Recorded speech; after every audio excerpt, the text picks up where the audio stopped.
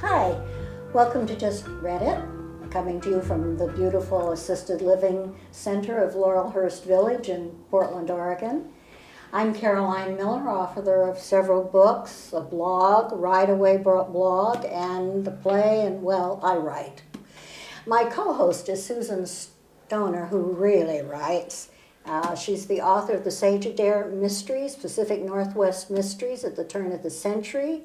Her latest book is just out, Deadline, which I finished last night. I read into the hours of the night, and it's great. And now we have a special guest with us, and it's Patricia Kullberg. This is her first book, Girl in the River, and it takes place in the 1930s and 40s. Would you call it a social drama about women and society? Sure. In that period, you know, Yeah. Prior to the women's movement. Getting very good reviews, Girl in the River. However, today we are here to talk about a national bestseller, Emily St. John Mandel's Station 11.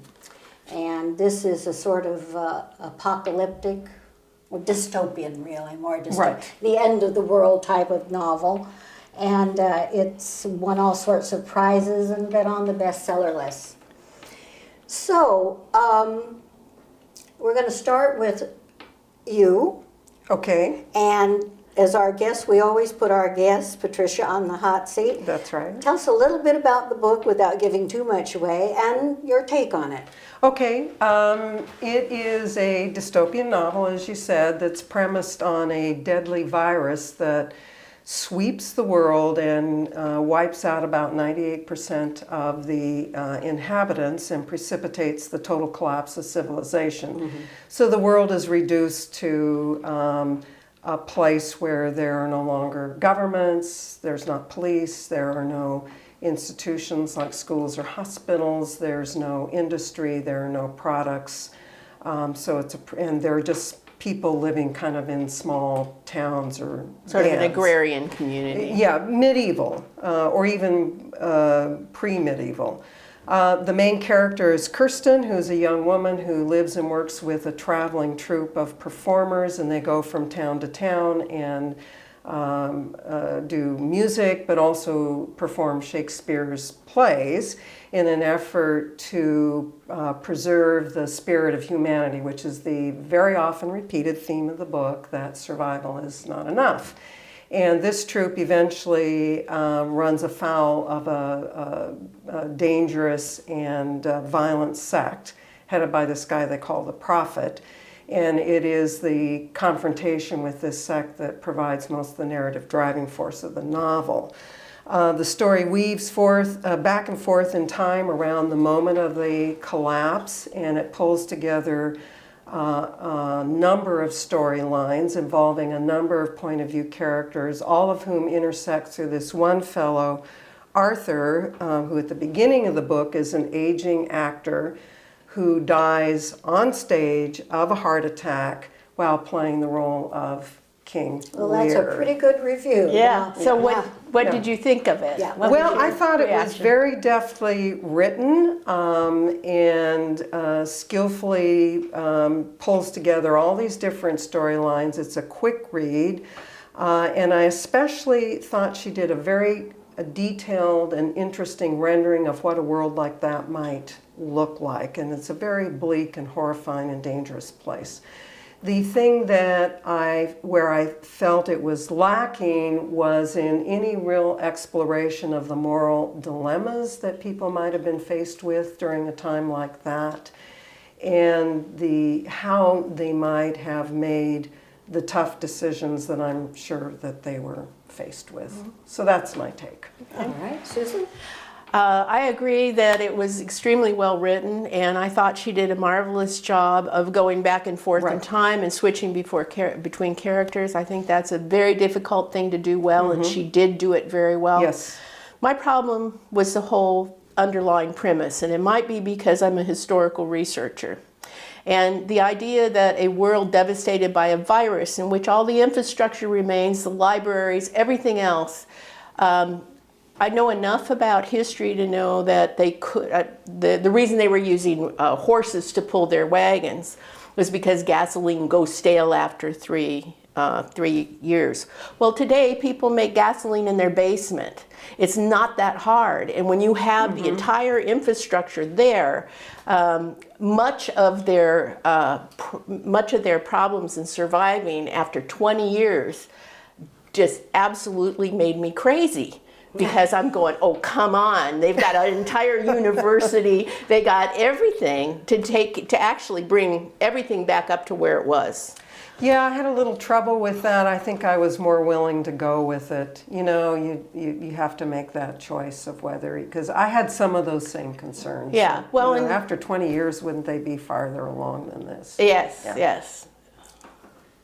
Well, it's interesting we're taking the book apart in different areas or different ways. It crossed my mind that where are all these resources coming from? And your view is the resources would be there if they were smart enough to use them. So anyway, something about the resources was a problem in the book. Structurally, I hated the book.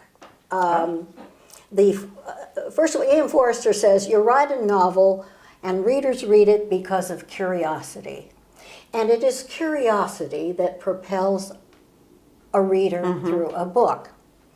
When you play Frisbee with the plot, you break up that attention and that focus. And she has so many characters that if you're my age anyway, you're flipping back and forth trying to remember who they are. So she loses her momentum. And I think that's always a danger when you play with time too liberally.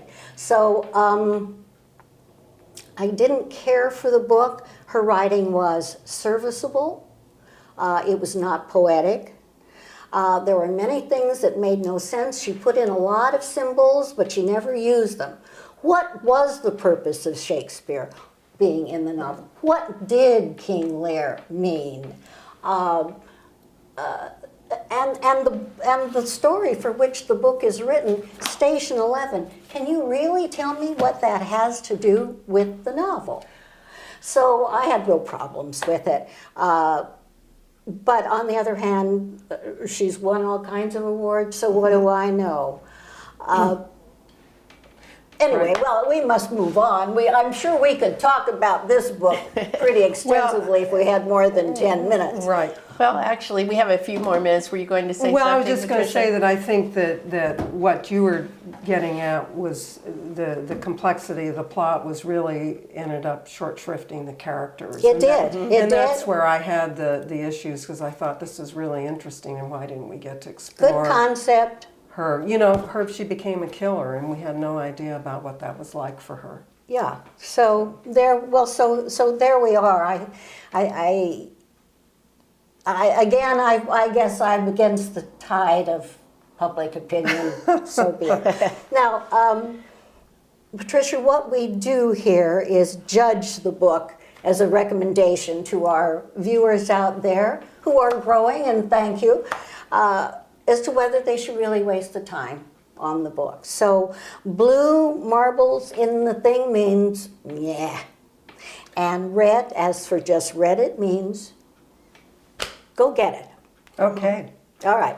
So I got to go cast your first. marble. Well, there isn't an intermediate, so I got to go with. Okay, Try it out. Give it a chance. Giving see. this Arthur MacArthur Award woman the benefit of the doubt. Okay, Right. great. Susan? So this is an interesting one. I would say for somebody who is sort of committed to history, I do think that the sort of false premise upon which it rests would just be repelling, because it was for me. That said, I also agree that most people are going to be able to suspend their annoyance with that. So I will say go ahead and read it. Libraries are always good. Yes. Shame. All right, I'm going to be the pooper. Too much shredding of character, too much symbolism that doesn't relate to the plot, and too much time travel. And that's just read it for another series. Come back and see us next time. Thank you, Patricia, for joining you're us welcome. today. My pleasure. And see you next time.